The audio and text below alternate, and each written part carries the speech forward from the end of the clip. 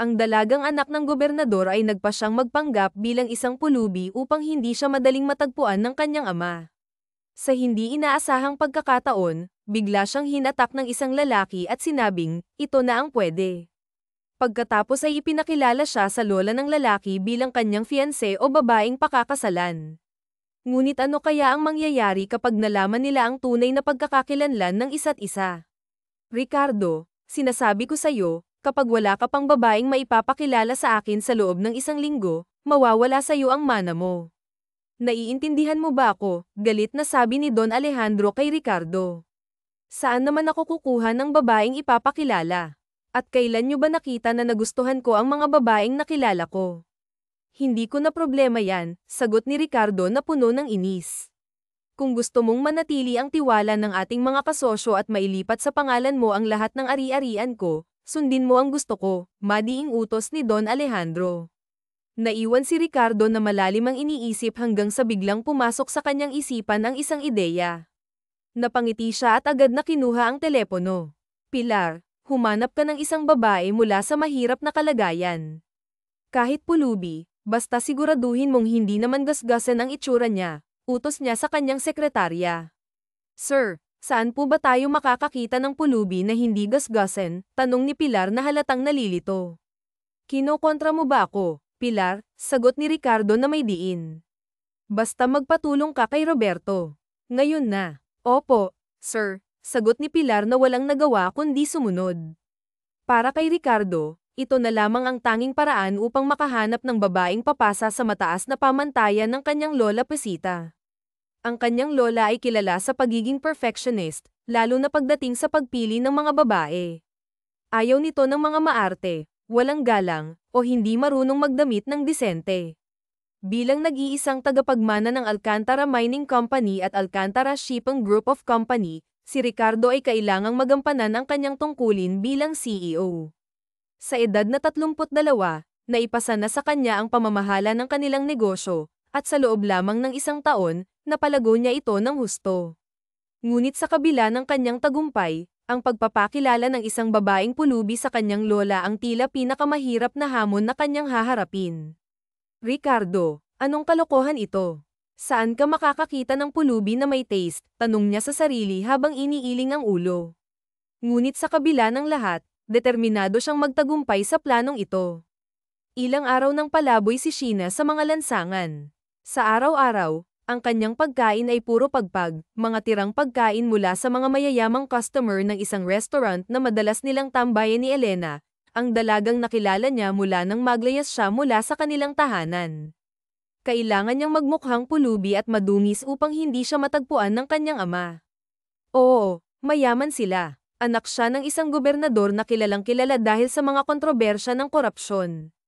Ayaw niyang mag-asawa muli ang kanyang ama, ngunit wala siyang nagawa nang dalhin nito ang Kir-Ida sa kanilang bahay. Dahil hindi na niya kinaya ang sitwasyon, lumayas siya nang walang dalang anuman kundi ang kwintas na alaala ng kanyang yumaong ina at kaunting pera. 5 taong gulang pa lamang si Sheena nang maaksidente ang sasakyan ng kanyang mga magulang. Tanging ang kanyang ama lamang ang nakaligtas. Bagamat nawala ang kanyang ina, hindi siya pinaramdam ng kanyang ama na may kulang sa pagmamahal. Binuhos nito ang lahat ng atensyon at pag-aaruga sa kanya. Lumaki siyang puno ng pagmamahal mula sa ama. Ngunit nitong huli, hindi niya matanggap ang desisyon nitong magpakasal muli.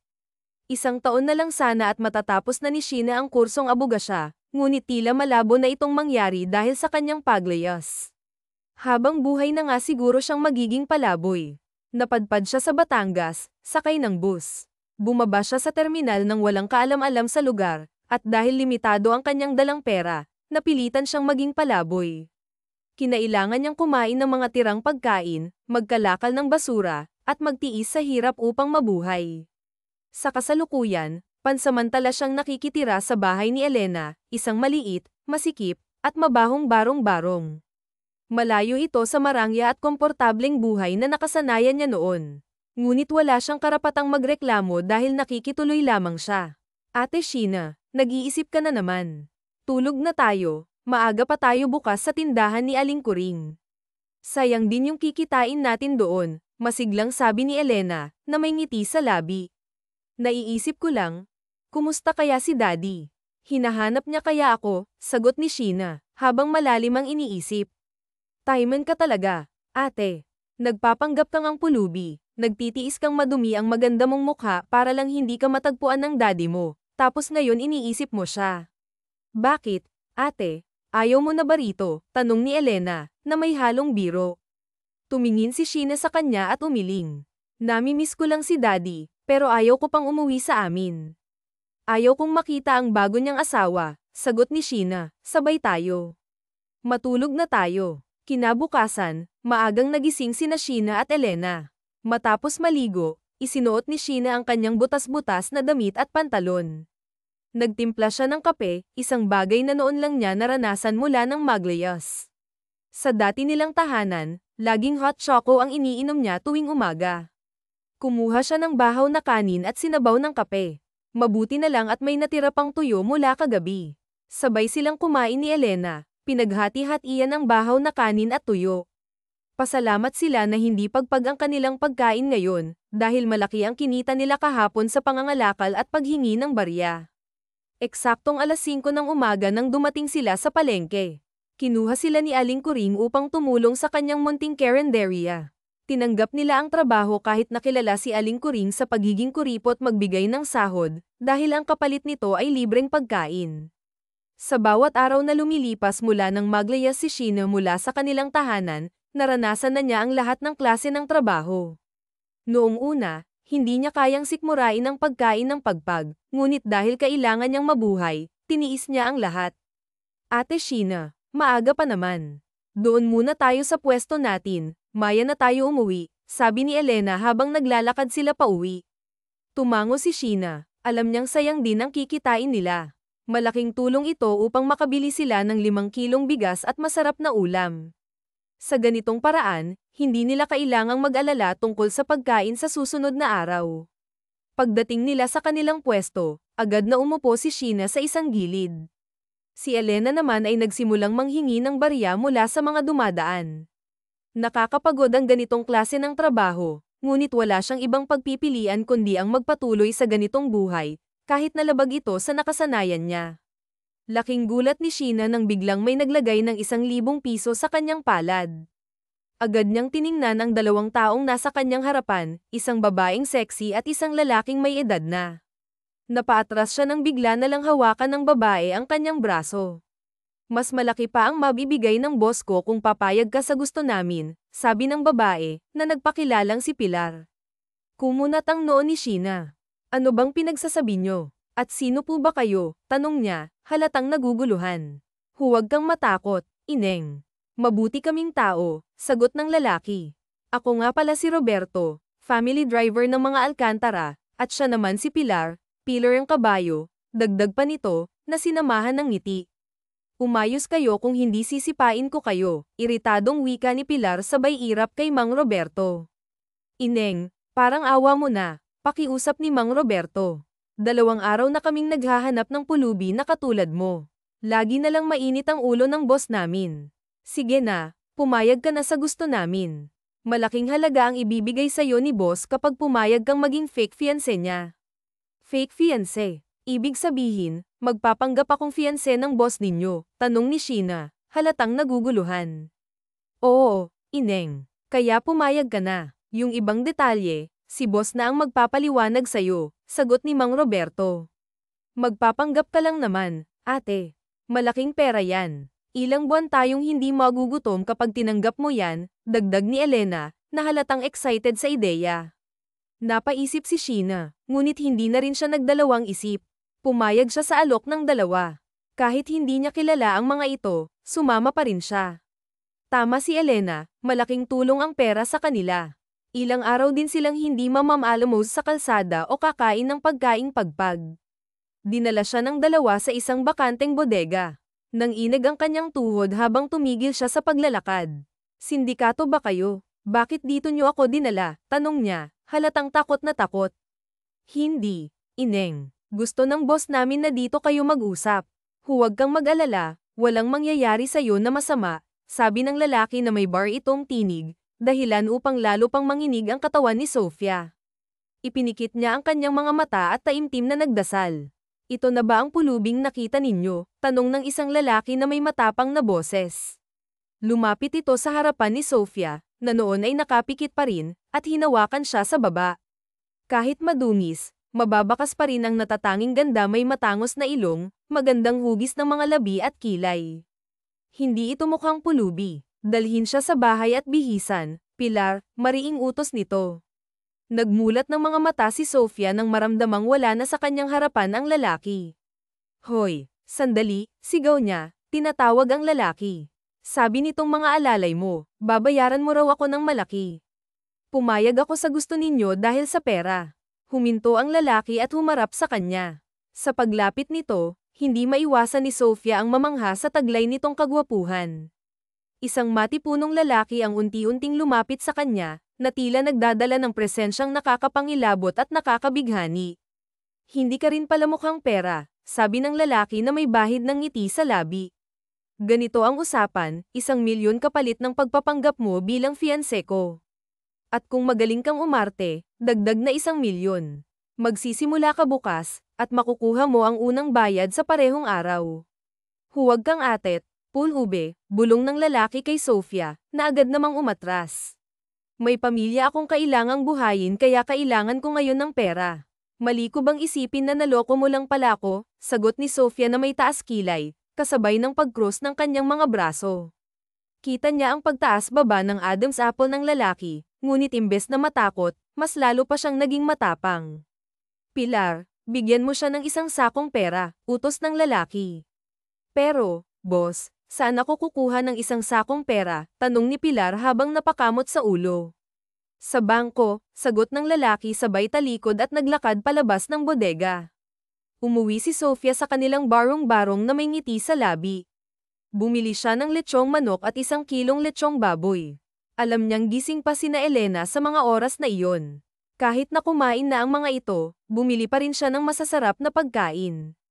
Matagal na niyang pangarap na makabili ng ganitong ulam para matikman man lang ng pamilya ni na Elena.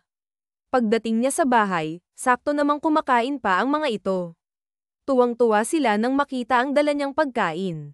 Itinabi ang pritong tilapia at agad na pinapak ang mga bagong ulam. Masaya si Sofia na makita ang mga taong kumupkop sa kanya na masaya rin. Bukas, maaga akong gigising, bulong niya sa sarili. Bibili siya ng groceries para sa kanila bago pumunta sa bahay ng lalaking iyon. Plano rin niyang maghanap ng mauupahang bahay upang makaalis na sina Elena mula sa mabahong lugar na iyon. Ibibili niya rin sila ng kumpletong gamit sa bahay at mabibigyan ng pangkabuhayan. Aasikasuhin niya muna ang paglilipat nila dahil sa gabi pa naman siya kailangan ng lalaking iyon. Panahon na upang makabawi siya sa kabutihang ipinakita ng pamilyang ito. Nung mga panahong wala siyang masisilungan, hindi nagdalawang isip ang mga ito na kupkupin siya. Ngayon, panahon na upang maibalik niya ang kabutihang iyon. Tulad ng nakasanayan, naligo muna siya bago mahiga sa kanyang higang kawayan. Noong una, dahil sanay siya sa malambot na kama, hindi siya makatulog dahil sa kirot sa likod. Ngunit, dahil alam niyang wala siyang karapatang magreklamo, tiniis niya ito. Sa totoo lang, lahat ng hirap ay tiniis niya mula nang maglayas siya. Sa lugar na ito, naranasan niya ang mga bagay na dati napapanood lamang niya sa telebisyon. Ngayon niya napagtanto kung gaano kahirap ang ganitong uri ng pamumuhay. Napakaswerte niya at ipinanganak siya sa isang mayamang pamilya, kung saan lahat ng gusto niya ay nakukuha niya agad. Ngunit para sa mga tulad ni na Elena, kailangang mamalamos at magpaalipin sa iba upang may makain. Sa kabila ng lahat ng ito, dito rin niya natutunang muling maging masaya, tumawa ng malakas, at maramdaman ang pagiging malaya. Dinala ni Pilar si Roberto at Sofia sa isang sikat na mall. Kinailangan pang magsuot ni Sofia ng sombrero at face mask upang hindi siya makilala. Pumasok sila sa isang kilalang butik at pumili ng mga damit na babagay sa kanya. Habang nasa fitting room, lihim siyang napangiti dahil isa ito sa mga paborito niyang butik noong hindi pa siya naglayas. Hindi na siya nagulat nang bilhin ni na Pilar ang lahat ng damit na nagustuhan niya. Pagkatapos ng kanilang pamimili, nagtungo sila sa isang salon. Inayos ang kanyang buhok at nilagyan ng makeup ang kanyang mukha. Pinili niya ang simpleng makeup na mas komportable siya. Eksaktong alas 7 ng gabi, suot ang isang simpleng puting dress na tinornuhan niya ng flat sandals, Dahan-dahan siyang naglakad papasok sa isang restaurant. Nasa likuran niya sina Pilar at Roberto. Habang palinggi-linggi siya upang hanapin ang lalaking antipatikong iyon, nakita niya itong nakatayo sa gitna ng restaurant at papalapit sa kanya. Biglang tumigil ang mundo niya nang ngumiti ito sa kanya. Sa suot nitong yellow long sleeves na nakatupi hanggang siko, tila isang anghel na bumaba mula sa langit. Mabuti at tumupad ka sa usapan natin, sabi nito. Kanina pa naghihintay sina lolo at lola sa'yo. Ayusin mo na ang pag-arte mo kung hindi na natapos ni Ricardo ang sasabihin nang bigla siyang apakan ni Sofia sa paa. Aray, paulit-ulit ka kasi. Ilang beses ko nang narinig yan mula kay Pilar, tapos ikaw naman ngayon. Huwag kang mag-alala, hindi masasayang ang binayad mo dahil magaling akong umarte, sagot ni Sofia, halatang inis na sa paulit-ulit na paalala nito. Sa isip niya, antipatiko talaga. Porket kinuha nila ako sa kalye, akala nila wala akong utak.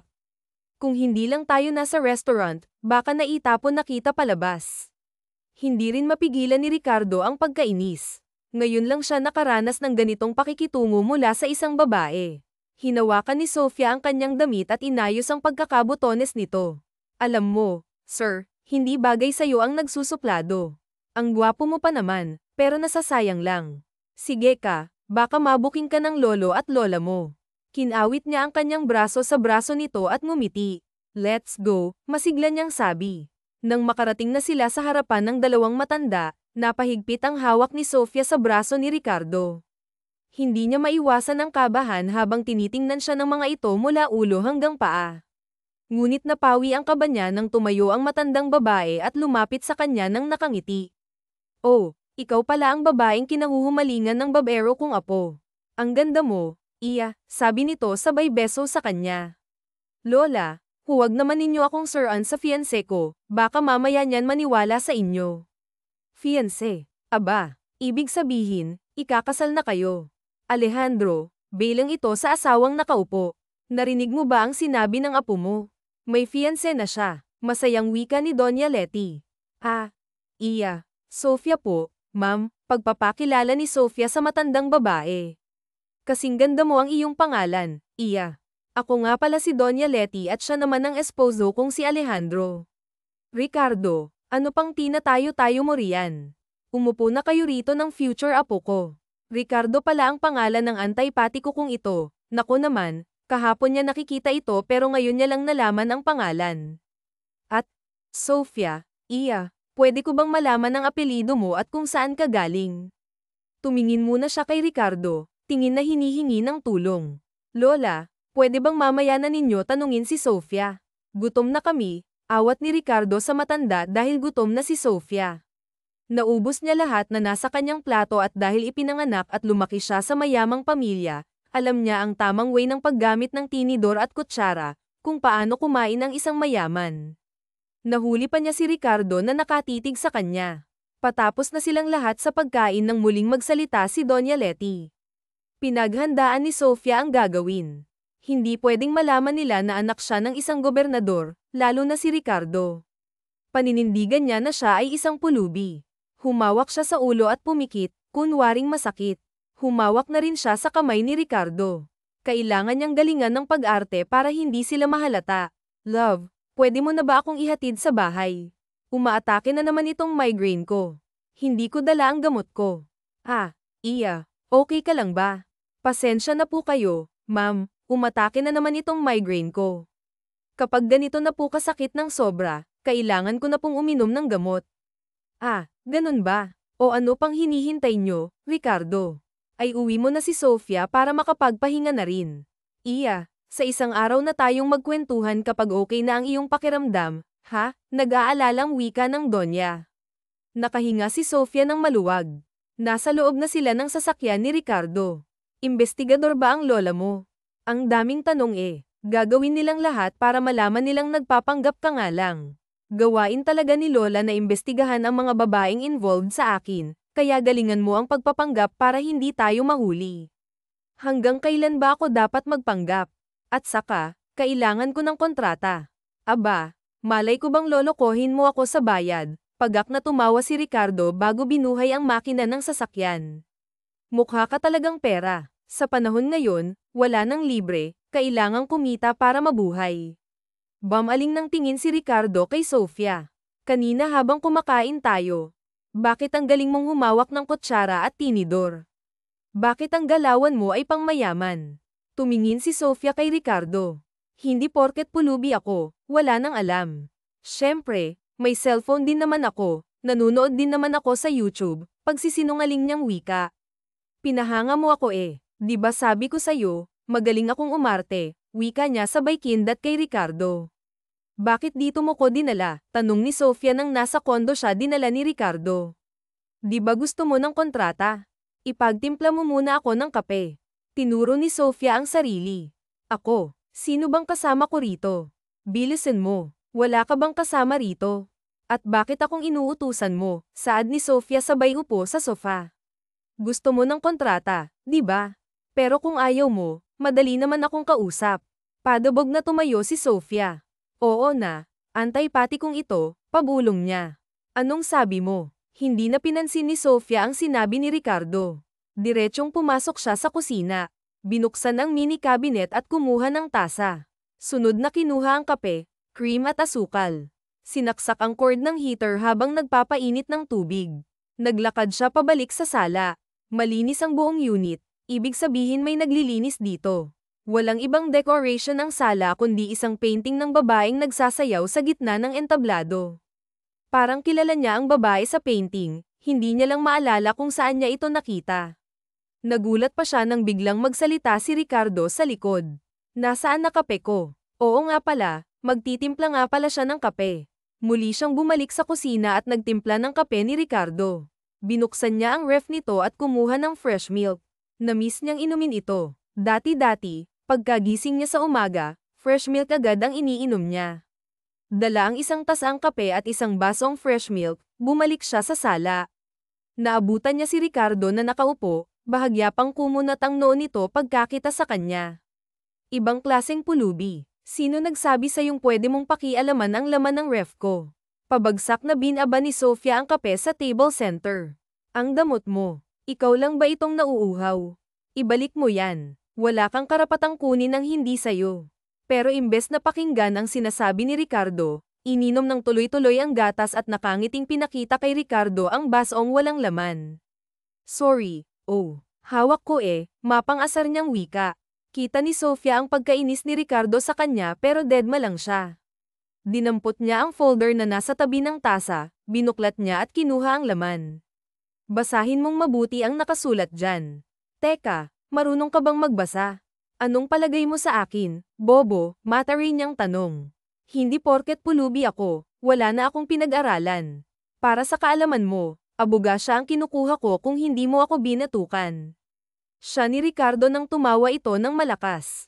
Aba, ayaw pa yatang maniwala sa akin. Isa pang pananakit mo sa akin, ihuhulog na kita rito sa building, galit na seryosong pika ni Ricardo habang hawak ang batok. Subukan mo at hindi mo matitikman ang tahong ko, bulong niya. Anong sabi mo? Ito na po, babasahin ko na po ng mabuti. Binasa niyang mabuti ang kontrata. Ayon dito, kailangan niyang magpanggap na fiancé sa loob ng 6 na buwan. Matatapos ang kanyang pagpapanggap kapag may makita na itong babaeng mamahalin. Wala ba talaga itong girlfriend o sagwapo nito? Imposibleng wala, o baka masama ang ugali kaya hindi tumatagal ang mga babae. Mukhang ang masama ang ugali. Kumunat muli ang noo niya sa huling nabasa. Bawal makipagrelasyon sa kahit sinong lalaki habang fiancé pa niya. Bawal lamandi sa iba at baka makita ni na Lola at higit sa lahat, titira sila sa isang bubong. Teka lang, akala ko ba fiancé lang ang kailangan mo, bakit ngayon asawa na? Anong asawa? Basahin mo ang mabuti, iritang wika ni Ricardo sa kanya. Bakit kasi kailangan nating tumira sa iisang bubong? Gusto mo bang mahalata tayo ni Lola? Paano kung malaman ni Lola na doon ka sa kalsada nakatira? Di bukang tayo. Hindi gamitin ang utak. Ginagamit ko ang utak ko kaya nga nagtatanong ako. Virgin pa ako, malay ko bang manyak ka pala? Baka mamaya gapangin mo ako habang masarap ang tulog. Demanda talaga kita. Anong pinagsasabi mo? Anong pakialam ko kung virgin ka pa? Sa tingin mo gagapangin kita? Hoy, mas maraming babaeng malinis ang tahong kaysa? Aray, daing ni Ricardo nang hampasin siya ng folder. Sorry, ikaw kasi ang bastos ng bibig mo. Ako pa talaga itong bastos. Ikaw itong naunang magbukas ng ganyang topic. Pirmahan mo na yang kontrata at simula ngayon, dito ka natitira. Tumayo si Ricardo at lumapit sa kabilang upuan. Mapanakit masyado itong duwende. Pagkatapos mong pirmahan yan, linisin mo ang kwarto ko. Gusto ko wala akong makikitang alikabok, wala kang gagalawin sa loob. Tumaas ang isa niyang kilay. Kanina fiancé tapos naging asawa, ngayon katulong. Bakit hindi mo pa nilagay dito sa kontrata na all-in-one pala ang kailangan mo?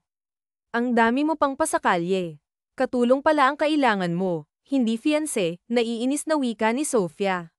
Gusto mo ng pera, di ba? Gawin mo lahat ng pinag-uutos ko.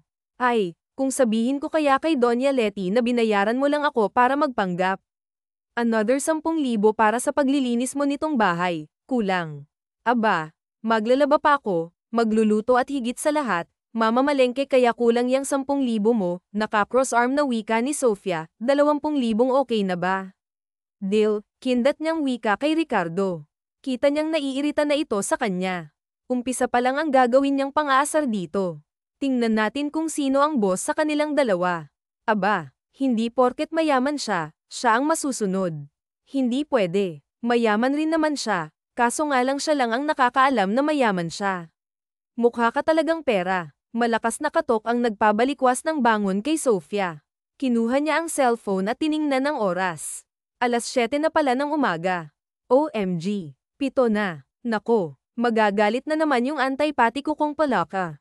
Bakit naman kasi pinatay niya ang alarm kanina? Yan tuloy tinanghali siya ng gising. Dali-dali siyang tumayo at binuksan ng pinto, hindi niya alintana na wala siyang suot na bra. Nakasimangot na mukha ni Ricardo ang nabuksan niya. Ang gwapo pa rin nito kahit salubong ang 2 kilay. Ganyan ka ba talaga ka-irresponsible sa trabaho mo? Lagi na lang ba akong mauunang magising? Ay, sorry naman, napasarap ang tulog ko. 8:00 pa naman ang pasok mo, di ba? Ipagluluto na kita ng almusal mo, madali lang ta, wika niya habang naglalakad patungo sa kusina. Kumuha siya ng itlog at ham sa ref. Isinaksak niya rin ang heater, isinangag niya ang tirang kanin niya kagabi, pinagsabay niya na rin lutuin ang itlog at ham. Inilabas niya na rin ang adobong manok at pinainit. Si Ricardo naman ay naaliw habang nakatingin sa abalang si Sofia. Hindi ito magkanda o gaga sa paghahanda ng almusal niya. Actually, Sabado ngayon at wala siyang pasok, ginaising niya lang ito dahil ipapasyal niya ito sa mall at ibibili ng mga kailangan nito sa katawan. Sexy ito kahit maliit na babae, may matambok na puwet at hinaharap, makinis at maputing mga hita, hindi akalain na galing ito sa mahirap na pamilya at isang pulubi. Ang mahaba nitong buhok ay nakapuyod, mataas, may magandang mukha at matangos na ilong, mapupulang mukha na ang sarap halikan. Sa ilang araw niyang kasama ito, ay ngayon niya lang ito na-apresya ng mabuti ang ganda niya. Ricardo, pwede ka bang ma-inlove sa isang pulubi? Ikakahiya ka ng iyong pamilya kapag nalaman nilang isang pulubi ang naiibigan mo. Teka nga muna, sino may sabing inlove ako sa duwendeng ito? Parang sirang palakang kausap ang sarili. Aray, bigla siyang tumayo nang dumaing si Sofia. Lumapit siya rito at hinawakan ng kamay nitong napaso. Kumuha siya ng yelo at nilagay sa kamay na napaso. Bakit kasi hindi ka nag-iingat? Yan tuloy napaso ka. Seremonya late ka na kasi sa trabaho mo. Aray, dahan-dahan naman virgin pa yan.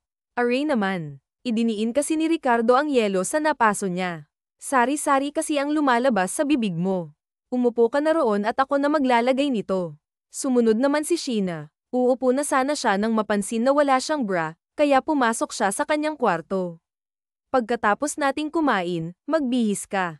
Mamamasyal tayo sa mall at kakain sa labas. Treat ko dahil bukas may pupuntahan tayong party. Gusto kong maganda ka at maayos ang damit. Wala ka bang pasok? Wala. Tinapunan niya ng masamang tingin si Ricardo. Napaso pa ako sa pagmamadali, yun naman pala wala kang pasok. Aba, reklamo ka pa. Kumain ka na lang. Kakaumpisa lang nilang kumain nang may mag-doorbell. Tumayo si Sheena at binuksan ang pintuan. Laking gulat pa niyang si Doña Leticia ang nasa labas.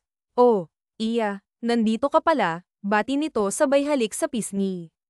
Ah, Doña Leticia, Ano pong ginagawa ninyo rito? Malakas niyang tanong sa Donya para marinig ni Ricardo.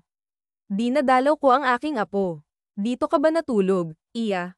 May apo na ba ako sa tuhod? Masayang tanong ng Donya kay Sofia. Lola, anong ginagawa niyo dito? Bakit parang gulat na gulat kayong dalawa? Masama bang dalawin ang aking poging apo? Kunot noong tanong nito at pumasok sa loob. Nagkatinginan sina Sofia at Ricardo. Mukhang kailangan na naman niyang umarte sa harap ng Donya. Ma'am, halika na po sa kusina, mag-almusal na po tayo. Love, halika na, para kapanipaniwala ang kanilang pagpapanggap, niyakap niya ang kanyang braso sa baywang ni Ricardo. Ramdam ni Sofia ang pagkagulat ni Ricardo kaya naman pinisil niya ang baywang nito. Ricardo, bakit hindi mo sinasabi sa amin ng lolo mo na dito na pala natutulog itong si Sofia, apo? Kasal muna bago ang honeymoon. Ma'am, hindi pa po namin ginagawa ang bagay na yan kasi gusto ko pong ibigay iyon sa unang gabi namin bilang mag-asawa. Ako po ang nagpipigil kapag si Ricardo ay hangat na, kunwaring kinikilig niyang wika habang binibigyan ng makahulugang tingin si Ricardo. Tama yan, Iya, at saka lola na ang itawag mo sa akin kasi magiging apo na kita. Kailan ba balak ninyong magpakasal? Muntik nang masamid si Sofia sa tanong ng matanda. Next year po, lola. Bakit next year pa? Bakit hindi na lang sa next month? Akong bahala sa lahat. Tila excited na wika ng Donya. Lola, napag-usapan na po namin ni Ricardo na next year na lang po. Hindi naman po kami nagmamadali, di ba, love? Kung yan ang gusto ninyo, wala akong magagawa, payag na ako, pero in one condition. Napatingin ang dalawa. Naku naman, bakit ganito itong lola ni Ricardo? Hindi lang pala ito matanong kundi may mga kondisyon pa. Kinuha ni Sofia ang kanyang kape at humigop. Lumapad ang pagkakangiti ng Donya bago nagsalita, mag-kiss kayo sa harap ko. Naibuga ni Sofia ang kape sa sinabi ng Donya. Hindi pa nga siya nakaka-recover sa sinabi ng Donya nang hapitin siya ni Ricardo at hinalikan siya sa noo. Ricardo, anong palagay mo kay Sofia? Matanda, bakit sa noo mo siya hinalikan? Naku naman talaga, gulat na nga siya sa ginawa ni Ricardo, itong matandang ito ayaw pang pumayag na sa noo siya halikan. Anong gusto niya? Salabsab siya halikan ni Ricardo. Aba, hindi maaari, virgin pa ang labi niya. Lola, hindi na naituloy ni Sofia ang sasabihin ng lamapat ang labi ni Ricardo sa kanyang labi. OMG, ang lambot ng labi niya. Naitulak ni Sofia si Ricardo nang marinig nila ang nakakakilig na tawa at palakpak ng Donya. Ang sweet nyo, mga apo. Ganyan nga, magmahalan kayo katulad namin ng inyong lolo, mag-aaway pero hindi maghihiwalay. Aba, si Donya Leticia ay naging millennial yata pagdating sa pag-ibig. Alam ba ninyo noong kabataan namin ni Alejandro, malimit kaming mag-away noon, lalo na nung pinagbubuntis ko ang daddy mo, Ricardo. Pero dahil mahaba ang pasensya ni Alejandro, sinusuyo niya ako bago matulog. Ayaw niya kasi na matulog kaming may sama ng loob. Doon ko nakitang mahal na mahal talaga ako ng lolo nyo kaya unti-unti kong binago ang ugali ko. Mula noon, kapag nagkakaroon kami ng hindi pagkakaunawa ni Alejandro, inaayos ko kaagad. Unawain at intindihin ang isa't isa para tumagal ang relasyon.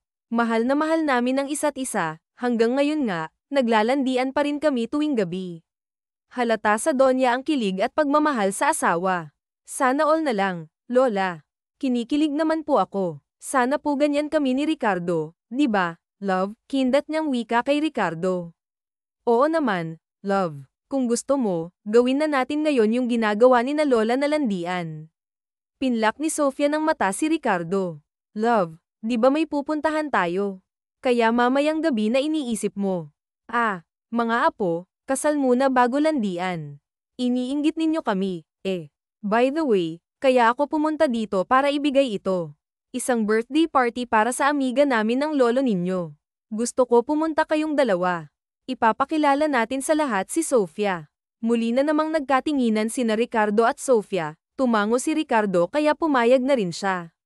Araw ng Lunes, maagang gumising si Sofia para ipaghanda ng almusal si Ricardo. Mula nung dumalaw sa kanila si Donya Leticia, ay nakikita niya ang pagiging sweet nito sa kanya. Sa tuwing kakain sila, pinaglalagay siya nito ng pagkain sa plato. Sinamahan pa siyang mag-shopping at binili lahat ng gusto niya. Kinikilig siya sa ginagawa ni Ricardo, nai-inlove na nga yata siya eh. Pero kailangan niyang pigilan ang sarili habang maaga pa dahil isa lamang siyang pulubi sa tingin ni Ricardo at malabong magkakagusto ito sa kanya. Sofia, huwag ka nang anghibang. Ginagawa niya lang lahat iyan dahil kailangan ka niya. Alalahanin mong bayad ka na para sa serbisyo mo, at malabong magkakagusto siya sa'yo. Pulubi ka lang at siya ay mayaman. Mayaman din naman ako ah, noon, wika niya sa sarili. Laking gulat pa niya nang may mga brasong pumulupot sa kanyang baywang. Love, gutom na ako, may meeting pa ako, bulong ni Ricardo sa kanyang tainga. Kung hindi lang sila nagpapanggap, masarap sa pakiramdam na yakap ka at tinatawag na love ng taong gusto mo. Tinanggal niya ang brasong nakapulupot sa baywang niya at nakangiting humarap dito. Umupo na po kayo, kamahalin, at ipagkain na kita. Isang mabilis na halik sa labi ang tugon sa kanya ni Ricardo. Tila gustong lumabas ng kanyang puso sa sobrang kilig na nararamdaman. Sana ganito na lamang sila, yun bang walang pagpapanggap? Pwede mo ba akong dalhan mamaya sa opisina ng lunch? Nakakasawa na kasi ang pagkain sa kantina, pagla lamang sa kanya ni Ricardo. Ano bang gusto mong ulam mamaya? Sinigang na hipon with love, wika nito sabay kindat. Okay, your request is granted with coffee jelly dessert, pakyut niyang saad. Pagkaalis ni Ricardo ay agad siyang nagtungo sa palengke para bumili ng hipon at gulay. Pagdating niya ay agad niyang niluto ang gagawing coffee jelly. Habang hinihintay na tumigas ang gelatin, ay naglinis na siya ng buong bahay at isinalang sa washing machine ang kanilang damit ni Ricardo. Mula nang pumayag siya sa kasunduan nila ni Ricardo, ganoon na araw-araw ang routine niya bilang isang fake fiancé. Siguro kung sa ibang taong hindi nakakaalam ng tunay nilang sitwasyon, iisipin nilang tunay silang mag-asawa. Pagkatapos niyang maglinis at maglaba, nagluto na siya. Pagkaluto ng kanin at ulam, ay agad niyang nilagay sa Tupperware. Inihanda na niya ang lahat ng dadalhin sa mesa bago siya naligo. Isang maong na short at mahabang damit ang suot niya, panaresen niya ng sapatos. Ang basang buhok ay hinayaan niyang nakalugay. Bitbit ang bag na may lamang pagkain at bumaba na siya ng building. Naghihintay na sa parking lot si Mang Roberto. Kumatok muna siya bago pumasok sa loob ng opisina ni Ricardo. Tila alam na ng sekretarya nito na dadating siya. Muntik man niyang mabitawan ang bitbit na bag nang makita ang eksena sa loob ng opisina ni Ricardo. Kahit na fake fiancé lang siya, bakit nararamdaman niya ang ganitong sakit? Bakit parang nagseselos siya at nasasaktan sa nakikita sa kanyang harapan? Kailangan niyang pigilan ang emosyonal na nararamdaman ngayon. Siya ang fiancé kaya lalaban siya, parang sira lang. Ipaglalaban ang wala naman. Tumikim siya para maaga ang atensyon ng dalawang naglalampungan. Ah, nakakaistorbo ba ako? Masarap bang humalik ang fiancé ko? Sa gulat ay naitulak ni Ricardo ang babaeng nakaupo sa kanyang kandanggan. Love, anong ginagawa mo rito? Halos mautal na tanong ni Ricardo. Ah, di ba nga, nagpapadala ka nitong lunch? Hindi mo naman sinabing nandito pala ang kabit mo, sana'y hindi na lang ako tumuloy. Karen, umalis ka na. Pero, babe, ang babaeng yan ang paalisan mo, isturbo Marteng wika nito. May kilala akong hired killer at matagal na silang walang napapatay. Gusto mo bang tawagan ko sila at bantayan ka sa labas? Pero huwag kang mag-alala, dadalhin ka muna nila sa langit bago ka nila pahirapan. Kinuha niya ang cellphone at kunwaring may tatawagan. Ang totoo, wala naman siyang kilala, luka-luka lang talaga siya. Natatawang sinundan niya ng tingin ang babaeng tumakbo palabas. Ang galing niya talagang gumawa ng kwento. Pang Best Actress naman, Judy Ann Santos yata ito. Love, ang galing mo. Kanina ko pa kasi yun pinapaalis pero ang kulit, ayaw umalis. Love ka dyan. At sa nakita ko kanina, gustong-gusto mo naman ang ginagawa sa iyo ng haliparot na yun, hirap niya kay Ricardo. Ang landi mo, pati dito sa opisina. Inilapag niya ang dalang bag sa table. Center, hindi mo man lang naisip na may fiancé ka. Hindi ka man lang naghanap ng mas maganda sa akin parang puwet ng kaldero ang mukha nun HM, nagseselos ka ba? May pilyong ngiti sa labing tanong ni Ricardo. Ako, magseselos. In your dreams. Ang ganda ko para pagsiyosan siya. Ang totoo, nagseselos siya sa nakita pero wala siyang karapatan dahil nagpapanggap lang naman sila. Kinakabahang lumapit si Sofia sa braso ni Ricardo. Hindi niya maintindihan ang sarili. Sanay naman siya sa ganitong okasyon, pero bakit ganito ang nararamdaman niya ngayon? Kilala sa buong Pilipinas ang magja-celebrate ng birthday, sila lang naman ang nagmamay-ari ng malawak na pinyahan sa bukid noon kaya ganito na lang kabongga ang party. At sa pagkakataong ito, kailangan niyang galingan ng pag-arte para hindi siya mabuking. Huwag na lang kaya tayong tumuloy. Kinakabahan ako wika niya kay Ricardo. Hinawakang mabuti ni Ricardo ang kamay ni Sofia at pinisil-pisil. Kasama mo ako, at saka di ba magaling kang umarte? Kayang-kaya mo yan. Hinalikan pa siya sa noo kaya kahit papano, ang takot na nararamdaman niya ay napalitan ng kilig at saya. Pagpasok pa lang nila ay sinalubong agad sila ni Doña Leti at Don Alejandro. Nagmano siya sa dalawang matanda, bagay na bagay kayo mga apo, and I'm so glad na pumunta kayo, napakaganda mo iya. Thank you po, Lola. Kayo rin po ang ganda ninyo. Sabay-sabay silang pumasok sa main event. Marami ng taong nagkakasiyahan sa gitna ng stage ay nasal-ayan niya si Mrs. Smith, ang birthday celebrant, katabi nito ang gwapong asawa na dating congressman ng bukid noon. Balita niyang may dalawa itong anak, isang babae at isang lalaki, at hanggang ngayon ay single pa rin ang anak nitong babae. Bakit hindi mo ligawan ang anak ni Mrs. Smith? Maganda naman siya, tingnan mo tanong niya kay Ricardo habang nakatingin sa babaeng nasa kabilang table. Napakaganda nito at inosenteng tingnan. Gusto mong masira ang gabi ko? Seryosong tanong ni Ricardo. Sanggit, nagtatanong lang naman ako. Nagtataka lang ako kasi, bullshit. Okay, zipper my mouth na nagagalit, irap niya ang wika rito.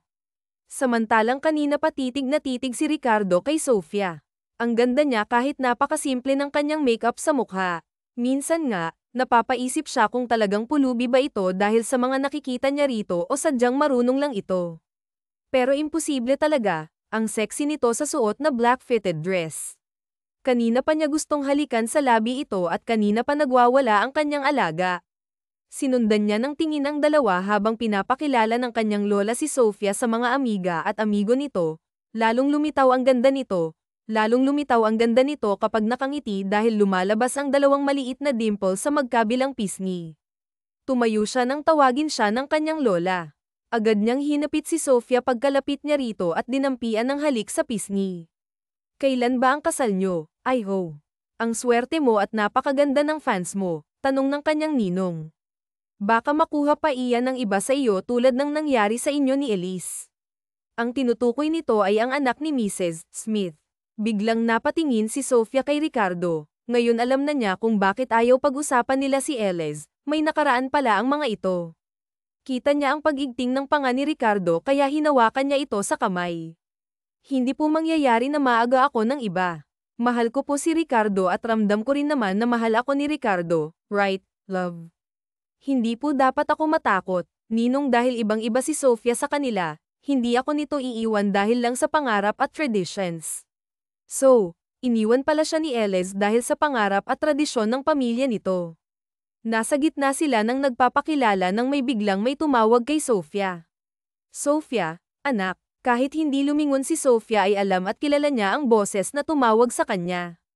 Humigpit ang pagkakahawak niya kay Ricardo. Dito na pala kita makikita, anak. Ang tagal na kitang hinahanap, wika ng ama ni Shine sabay yakap sa kanya. Governor Inares. Anak mo pala itong fiancé ng apo ko, gulat na tanong ni Doña Leticia. Oo, naglayas siya sa amin at matagal ko na siyang hinahanap. Dito ko lang pala makikita. Oh, it's big revelation, at dapat nga palang matuloy ang kasal. Kasal? Oo, hindi mo ba alam na fiancé ni Ricardo ang dalaga mo? Nanginginig ang buong katawan ni Sofia dahil sa nangyayari. Ramdam niyang tinatanggal ni Ricardo ang kanyang nakahawak na kamay. Umiling-iling siya at nagmakaawang tumingin dito ngunit kita niya sa mga mata nito ang galit. Ricardo, please, magpapaliwanag ako, naluluhan niyang wika kay Ricardo. Anong ipapaliwanag mo? Naniloko mo ako, galit nitong wika sabay alis. Walang oras na inaksaya si Sofia at sinundan si Ricardo kahit na pinagtitinginan na sila ng mga tao. Ricardo, sandali, makinig ka naman muna. Galit na humarap ito sa kanya. Tapos na ang pagpapanggap mo bilang fiancé ko.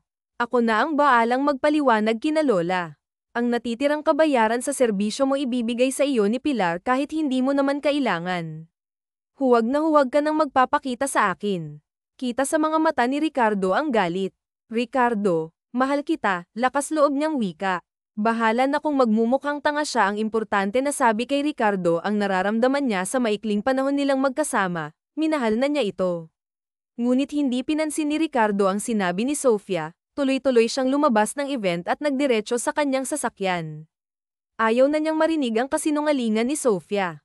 Sa isang mamahaling bar nagdiretso si Ricardo, gusto niyang malasing at ilabas ang sama ng loob. Pagdating niya sa loob ay sumalubong sa kanya ang ingay at usok na nagmumula sa bar. Ricardo, bro, himala at ngayon ka lang ulit nakita rito. Problema ba? Kinuha niya ang basong may lamang alak at tinungga, at dahil ay nasa alak ang kanyang katawan, hindi man lang nakaramdam siya ng pait sa lalamunan. Kahit anong iwas ko sa mga babaeng may kinalaman sa mga politika, pero bakit kusang lumalapit sila sa akin? Alam mo naman siguro ang isyo ko sa mga politika na yan. Sila ang dahilan kaya nakipaghiwalay sa akin si Elez. Si Elez ang long-time girlfriend niya. Nang dahil sa ama nitong congressman, pinaghiwalay sila. Dahil mahal niya si Elez, pinaglaban niya, pero pinabugbog siya ng ama ni Elez at kinulong sa bodega ng 2 araw. Pinakawalan lang siya noong nakaalis na si Elez papunta sa ibang bansa. At hindi pa nagtatapos doon ang pagkadisgusto niya sa mga politiko. Sila ang dahilan kaya naghihirap ang bansa ngayon dahil sa sila ay may mga corrupt. Kung maganda lang sana ang patakbo ng mga politika na iyan dito sa bansa, sana maganda ang takbo ng buhay ng mga tao. At sila rin ang dahilan kung bakit muntik nang ipasara ang kanilang negosyo na mining corporation kaya malaki ang galit niya sa mga politiko na iyan. Pinanggako niya sa sarili noon na hindi na siya may involved sa mga iyan, pero bakit ngayon? Heto na naman, kahit anong iwas niya, kusang lumalapit sa kanya. At ngayon, puso niya naman ang kalaban. Bakit bro, I love ka na naman sa ibang anak ng politiko? Bakit kung kailan natutunan ko na siyang mahalin, saka ko naman malalaman ang totoo?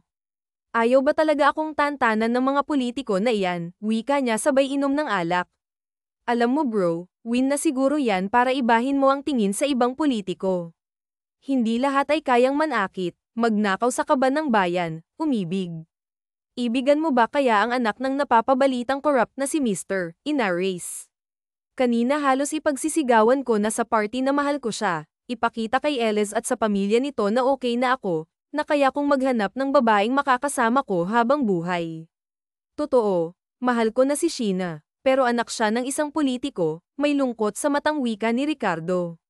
Sheena Inares ba ang tinutukoy mo? Tumango si Ricardo. Kilala mo siya, hindi lang kilala, kundi kilalang kilala. Inaanak ng mommy ko yun at kaibigan ni Stephanie. Matagal naong hinahanap ni Tito dahil naglayas siya mula noong nag-asawa ulit si Tito. Yun pala, nasa'yo. Bakit siya naglayas sa kanila? Hindi kasi matanggap ni Sheena na nag-asawa ulit ang Tito Raul. Kaya naisipan niyang maglayas. Ilang buwan din siyang pinaghahanap ni Tito pero hindi siya makita. Matalinong bata si Sofia. Katunayan, abogado siya. Ang kinukuha niya dahil gusto niyang ipagtanggol si Tito laban sa mga naninira dito. Bro, hindi totoong corrupt si Tito. Kami mismo ang magpapatunay sa'yo. Kagagawan ng kanyang kalaban ang lahat. Isang mabuting ama at gobernador si Tito. Marami na siyang natulungan, maraming estudyante ang nabigyan niya ng libreng scholarship at minsan galing pa yun sa kanyang bulsa. Napabuntong hininga si Ricardo sa nalaman. Ang buong akala niya kasi ay isa itong corrupt, nababasa niya sa mga news, yun pala ay fake news. Paanong napapanta sa'yo si Sofia? Teka, hindi ka magkakaganyan kung walang something sa inyo. Kayo na ba? Nagtatakang tanong ni Jeff. Nagpanggap siyang pulubi kaya ko siya nakilala.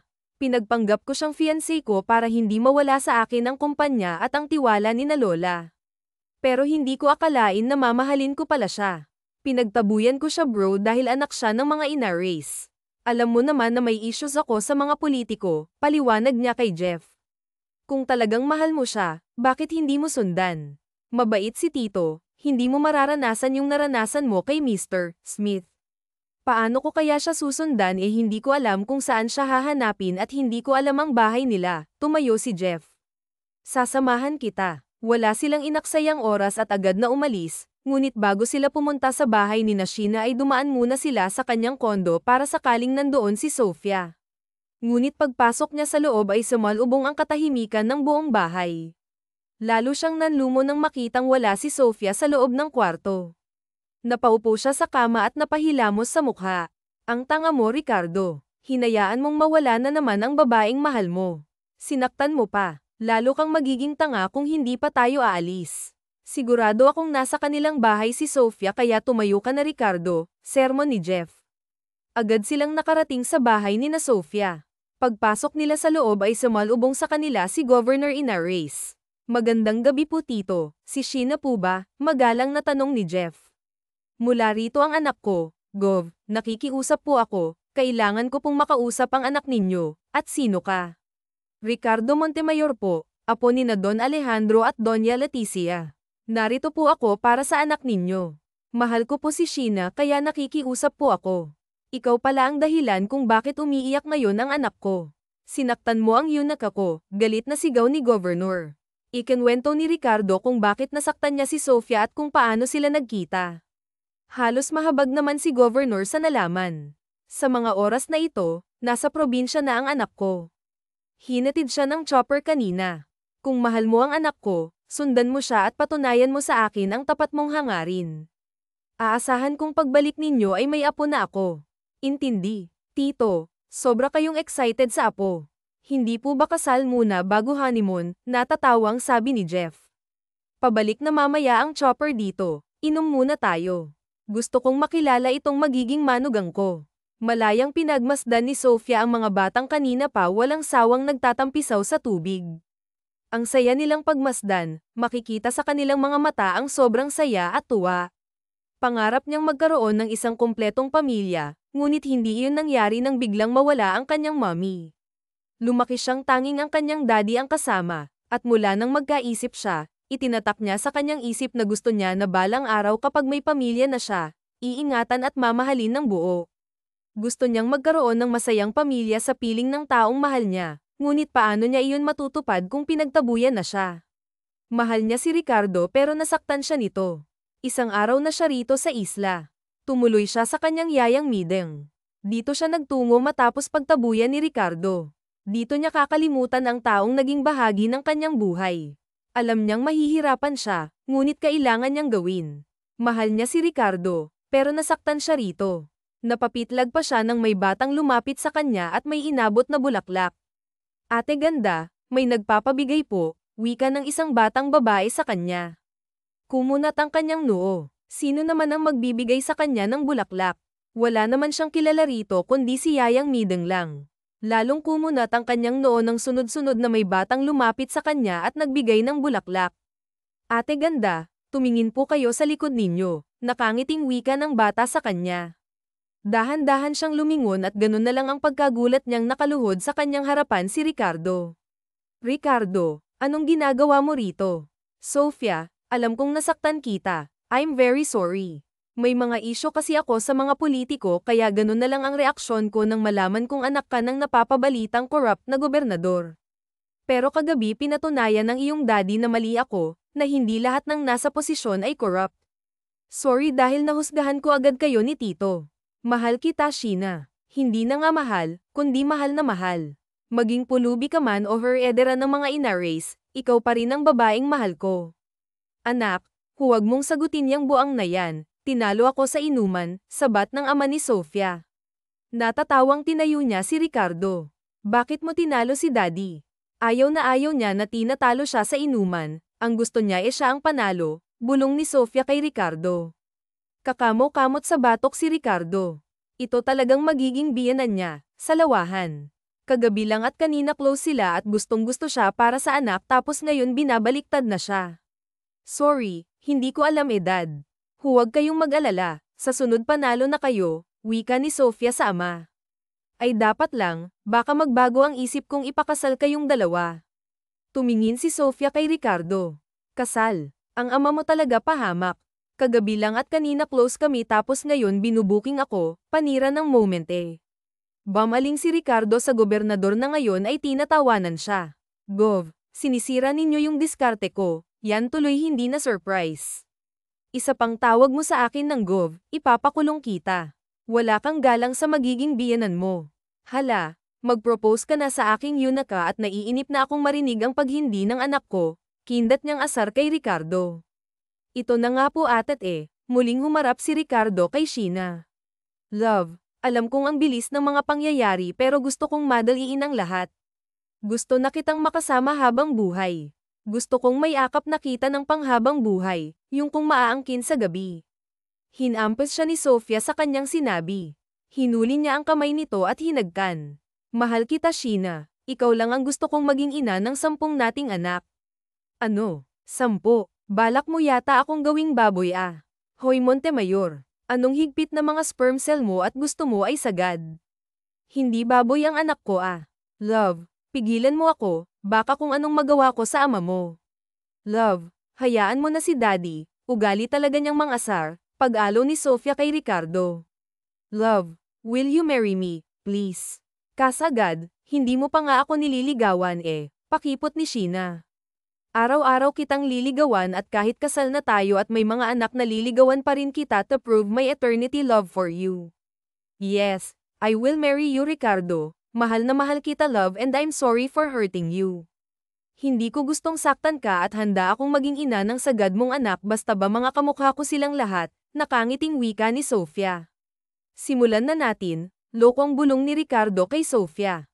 Hoy Montemayor, kasal muna bago honeymoon, muling sigaw ni Gov kay Ricardo.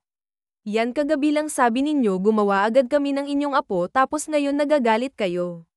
Lasing ako nung sinabi ko yun, napapailing na lamang si Ricardo. Ginawa pa siyang sinungaling. Ay, baka nga ho natatawa na lamang si Sofia sa asaran ng 2 lalaking importante sa kanyang buhay. Muling nagkaayos sila ng kanyang daddy dahil kay Ricardo. Tanggap niya na rin ang bago nitong asawa. Wala rin naman siyang magagawa dahil iyon ang gusto ng kanyang ama. Sabi nga ng iba, mahirap pigilin ang mga pusong nagmamahalan, tulad na lang ng pagmamahal niya kay Ricardo. Hindi niya akalain na sa maikling panahon niyang nakasama ito sa isang bubong ay mamahalin niya agad ito. Iba maglaro ang tadhana, kung hindi siya naglayas at naging pulubi, malamang sa ngayon, 0 pa rin ang love life niya. Laking pasasalamat niya sa Diyos na hindi siya pinabayaan at binigyan pa siya ng lalaking mamahalin habang buhay. Ang pamilya ni Elena ay masaya nang namumuhay sa bagong bahay ng mga ito. Ang perang binayad sa kanya ni Ricardo ay binili niya ng lupa at bahay ng mga ito. Ikinuha niya rin ng pwesto sa palengke ang nanay nila para may panggasto sila sa araw-araw. Si Elena at mga kapatid nito ay muling nag-aral. Binigyan ng libreng scholarship ng kanyang ama si Elena para makapagtapos ng kolehiyo. At siya, heto at magtatapos na rin sa kursong abogasya. Kahit malaki na ang kanyang tiyan, ay proud pa rin siyang umakyat ng stage para tanggapin ang diploma at title na cum laude. Yes, buntis po si Sofia. Hindi talaga siya tinantana ni Ricardo hanggat hindi nakakabuo. Pagkatapos ng kanilang kasal ay hindi na siya tinigilan kaya ang resulta, buntis agad. At ang kanyang daddy ang number 1 na natuwa sa magandang balita. Pagkababa ng stage ay agad siyang niyakap ni Ricardo at hinalikan sa labi. Narinig niya rin ang palakpakan ng mga taong nandoon. I'm so proud of you, love. You made it. Thank you, love, kasi hindi mo ako pinabayaan. Sinuportahan mo ang gusto ko. Because I love you. Lagi mong tatandaan na mahal kita, kayo ni baby. Muling hinagka ni Ricardo sa labi si Sofia. Montemayor, maya ka naman. Hindi pa nga nilalabas ang unang apo ko, ganyan ka na naman bumabanat ni Goff. Hindi na pinatulan ni Ricardo ang pang-aasar ng kanyang biyenan. Baka ma-stress ang kanyang asawa. Bawal na bawal pa naman dito ang ma-stress lalo at malapit na itong manganak. Isang malaking salo-salo ang ginanap sa bahay ni na Sofia. Kumpleto ang lahat. Apo, binabati kita. Sa wakas, may abogado na sa pamilya natin, betang wika ni Doña Letty. Thank you po, Lola. Masayang natapos ang kanilang salo kaya pagod na binagsak ni Sofia ang kanyang katawan sa kama. Lumapit sa kanya si Ricardo at niyakap siya ng mahigpit. Love, napakaswerte ko kasi nakilala kita. Kung hindi ka siguro nagpanggap na pulubi at hindi ako naghanap ng pulubi, siguro hanggang ngayon, pariwara pa rin ang buhay ko. Siguro tuluyan nang hindi ibigay sa akin ni na Lola ang kumpanya. Siguro hanggang ngayon, may galit pa rin ako sa mga politiko. Thank you dahil dumating ka sa buhay ko, wika ni Ricardo sabay dampi ng halik sa labi. Hinawakan ni Sofia ang magkabilang pisngi ni Ricardo. Ako ang swerte, Saw. Dahil napakabuti mong asawa, sinuportahan mo ang pagbabalik school ko, pati dyan ako sinuportahan mo, natatawang wika ni Sofia. Ikaw ang pinakamagandang nangyari sa buhay ko, baby. Sigurado kung hindi mo ako pinagpanggap na fiancé mo, malamang nasa kalsada pa ako, isang magandang pulubi. Laking pasasalamat ko sa Diyos na ikaw yung naging asawa ko at ama ng ating anak at magiging anak pa. Lagi mong tatandaan na mahal po kita, madamdaming wika ni Sofia. Muling naglapat ang kanilang mga labi. Naging malikot na rin ang mga kamay ni Ricardo at ramdam ni Sofia na nangangailangan ito ng kanya ng aruga. Walang pagtutol na binigay niya ang kanyang sarili sa asawa. At dahil medyo may kalakihan na ang kanyang tiyan, buong ingat siyang inangkin nito. Moon, my love, wika ni Ricardo habang abala sa ginagawa. Hindi naman alam ni Sofia kung saan kakapit dahil sa sarap na pinapadama sa kanya ni Ricardo. Ricardo, halanghing ni Sofia ng paglaruan ang kanyang magandang tanawin. Nasa bunutan niya si Ricardo nang marating nila ang rurok ng kaligayahan. I love you, love. I love you too. Matuling lumipas ang araw at buwan. Nagsilang si Sofia ng isang batang lalaki. Pagkasilang niya ay nagtrabaho na siya sa kumpanya ni na Ricardo. Tinutulungan niya si Ricardo upang lumago pa ang kanilang kumpanya at para mas maraming tao ang mabigyan ng trabaho. Nagtatag na rin siya ng charity para sa mga taong nakatira sa lansangan, mga taong walang tirahan, walang makain. Lahat ng pulubing makikita nila ay dinadala sa kanyang charity home. Doon, kumpleto sila. May sariling higaan, banyo, 3 beses makakain sa loob ng isang araw. Binigyan din nila ng pagkakakitaan ang mga matatanda upang may sarili silang pera. Ang mga bata ay pinag-aral nila upang makaahon sila sa hirap. Ang sarap sa pakiramdam na makatulong sa ibang tao. Alam niya ang pakiramdam na walang bahay, walang makain. Naiintindihan niya rin ang mga ito kung kailangan nilang mamaalamos upang may makain. Hindi nila ginasto ang ganitong buhay pero dahil maraming mapagsamantala sa lipunan, napipilitan silang gawin ang mga bagay na hindi dapat. Sa tulong rin ng kanyang ama, nagpatayo sila ng mga bahay para sa mga pamilyang nakatira sa lansangan at sa ilalim ng tulay. Masaya niyang pinagmasdan ang mga batang naglalaro sa bakuran kasama ang 2 niyang anak. Ito ang gusto niya, ang isang malaking pamilya. Ang saya-saya nila kahit salat sila sa hirap. Uwi ka ni Sofia kay Ricardo, ikaw ang naging daan upang maging masaya sila. Iniligtas mo sila sa tiyak na kapahamakan sa kalsada. You have a big heart for the poor people. I'm so proud of you, my love. Kung hindi ko pa naranasan ang buhay sa kalsada, hindi ko sila mauunawaan. Dati kasi galit ako kapag may nanghihingi sa akin ng barya. Nung naging pulubi ako, doon ko nasabi sa sariling kailangan kong kumain at mabuhay. Kahit hindi ako marunong at nahihiya, kinapalan ko ang mukha ko para lang may makain, naluluhan niyang wika. Hindi kasi biro ang pinagdaanan niya noon sa lansangan. Love, sa sunod kasing maglalayas ka, siguraduhin mong marami kang pera. Yan tuloy, napagkamalan kitang pulubi, birong wika ni Ricardo sa asawa sabay kaprito. Mommy, Daddy, nagtatakbong tawag sa kanila ng kanilang 2 anak. Wala na siyang mahihiling pa. Binigay na ng Diyos ang pamilyang hinihingi niya, isang masaya at buong pamilya. Sa ngayon, masaya na silang nabubuhay kasama ng kanilang mga anak. May balak nga yatang tuparin ni Ricardo ang sinabi niya dahil buntis na naman siya sa pangatlo nilang anak. Marami pa silang pagsubok na haharapin pero dahil mahal nila ang isa't isa, malalampasan nila iyon. Gawin nating sentro si God sa pagsasama para maging matatag sa hamon ng buhay. Let's spread love, huwag nating ipagdamot ang konting awa at pagmamahal sa mga taong nangangailangan. Ipadama natin sa kanila ang pagmamahal na pinagkait sa kanila ng mundo.